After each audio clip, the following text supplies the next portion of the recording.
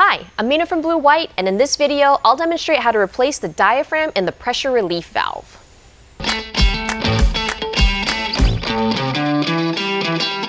In this video, I'll demonstrate how to replace the diaphragm in the pressure relief valve in our chemical feed system. A pressure relief valve is used to protect the skid system from overpressurization.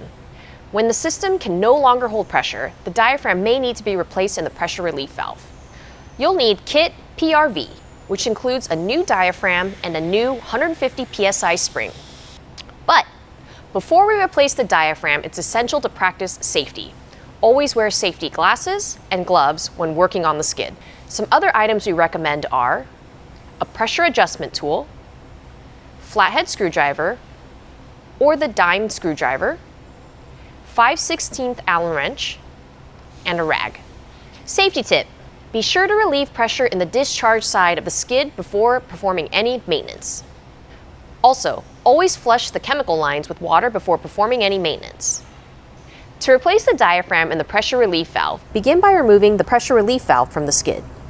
Remove the black cap to the PRV. Take note of the depth of the set screw with an adjustment tool. Remove the set screw with the adjustment tool or flathead screwdriver, or the 10-cent screwdriver may be used too. Unscrew the 4 bolts with a 5/32 Allen wrench. Remove the top portion. Remove the spring, support disc, and diaphragm.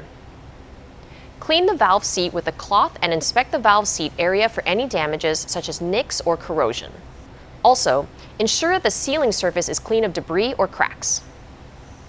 Install the new diaphragm with the PTFE side down. Install the support disc and the new spring. Install the top portion. Install the set screw to prevent the spring from falling out. Hand tighten the 4 bolts, then tighten the bolts to 3 foot-pounds of torque. Reference the adjustment tool to set the set screw to the required depth. Install the pressure relief valve back into the skid. After installation, verify the pressure relief setting with a pressure gauge while the pump is operating under pressure to achieve an accurate pressure setting.